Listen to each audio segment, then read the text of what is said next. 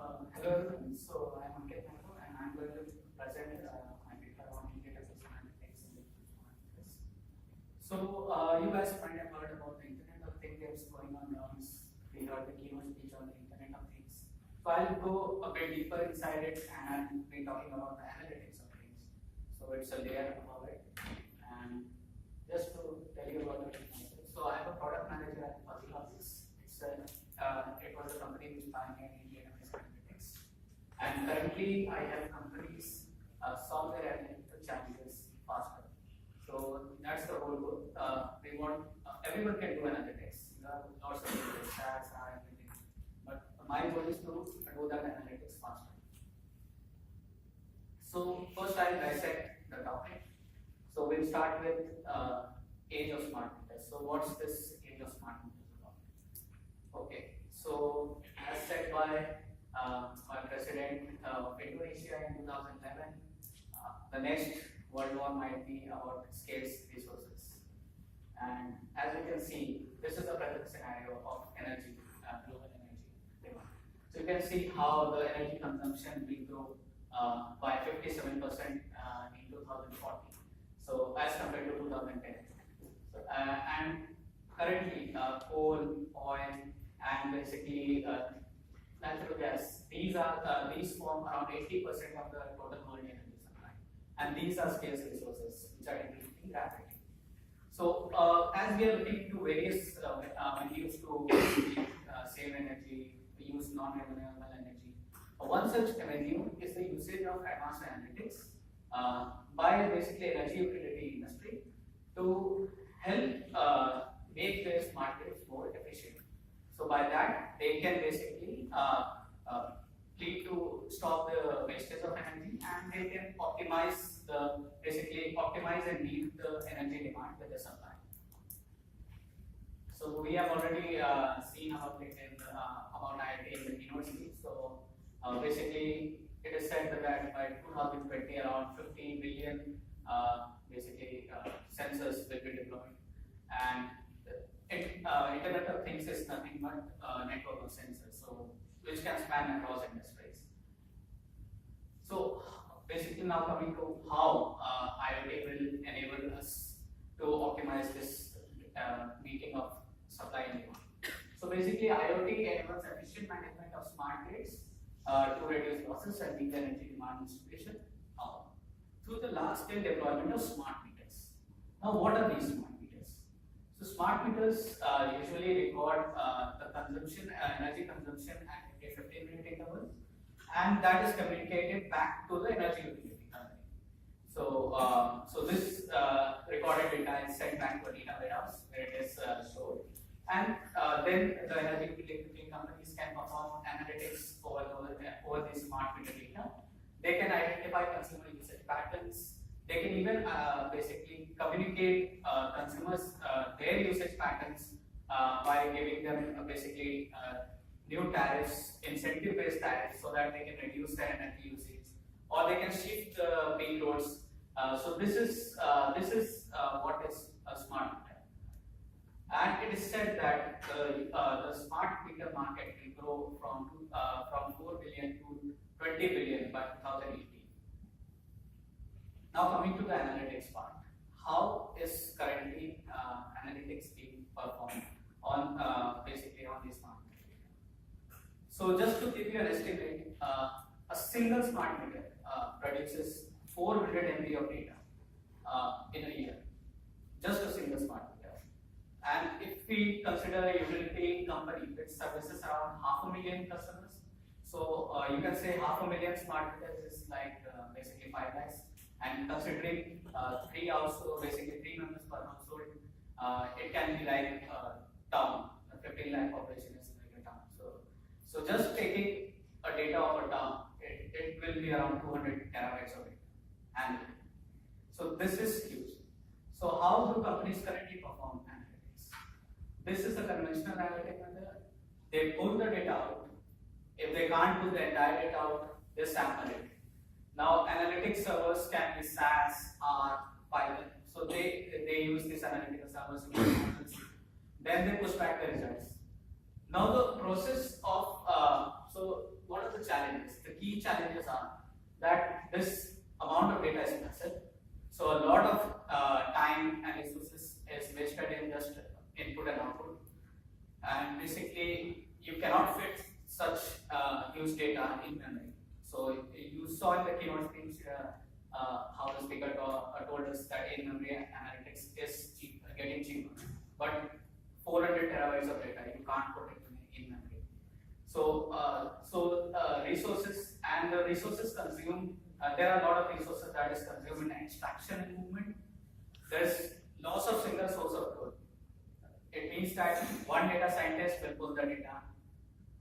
Okay, 2 days later, another data scientist will pull the data. Now you are duplicating the data, and this is leading to the loss of single source of truth. So he will build a model which will be a bit different than other data scientists, and by the time they will be validating that model, things will change. So this is the whole issue with the loss of single source of truth. And in India, we don't care about privacy, but Europe, US, they are quite skeptic about privacy. So you cannot, basically there's a lot of issues when smart meter data or personal data is stolen. So since you are not pulling, since you are pulling the data out, there is always a chance of basically a loss of privacy. And what's the solution? So we can't move the data. So what's the solution? We need to move the algorithm close to the data. So then we come to it. So how can we do that? The solution is in database analytics. So what is in database analytics? So basically, in database analytics is delivered by embedding analytical capabilities in the form of UDXs, stored procedures, basically, and libraries which are installed in the data. I'll show you a bit later how it is installed. And what are the benefits? Basically, it leads to 10 to 100% increase in the performance, which leads to the increase in speed to market. So, what's the value of deriving insights if you can't go to the market sooner? So, since this amount of increase in performance, you gain the ability to build more models, test more models, and go to market faster and derive the value out of those insights. So, and the second point is, as you are not sampling, you are basically, and there is no duplication. So you are increasing the accuracy, and basically, since the models are developed and they are stored inside the database, so basically, again, that provides easy access to the basically QA team, model testing team, to access those models. And it improves the utilization of the existing infrastructure. You are just using your greenhouse and not using any other external, basically, servers, analytics servers. So this is an example of IBM Netezza data warehouse. So basically, you can consider each of these unit as a node, and whatever the libraries, for example, our company makes the library DBLinux, that is installed inside each of the nodes, where it runs very close to the data. Now, coming to a use case to demonstrate how we can use it. So just basically, since smart meter data is not readily available online, we simulated it based on our client's data and basically the literature, and we took around 10,000 smart meter data. The approach that we took was hierarchical clustering approach, with the stopping criteria being the DUDA index. When the DUDA index is less than DUDA critical value, then we stop the clustering. And the objective is basically to find consumers who show similar energy usage patterns. So that's the objective. And since we don't know the K beforehand, there's no point in trying out with different Ks. We take this divisive analytical clustering approach and we put in a criteria which stops when basically the cluster quality is good. So for that observation, you can see that we go up to 7 levels. So the original input had 10 levels, and we stopped at 7. So that means our assumption that at max we can go to 10 was correct. So some of the results are, for example, for level 6, the result is we identified this cluster. for another cluster, level 7, and this is an actual result, basically which was executed at client side. So you can see how, and this was run on 500,000 smart devices. So you can see how this clustering approach identifies the consumers who show certain peaks at certain point of time.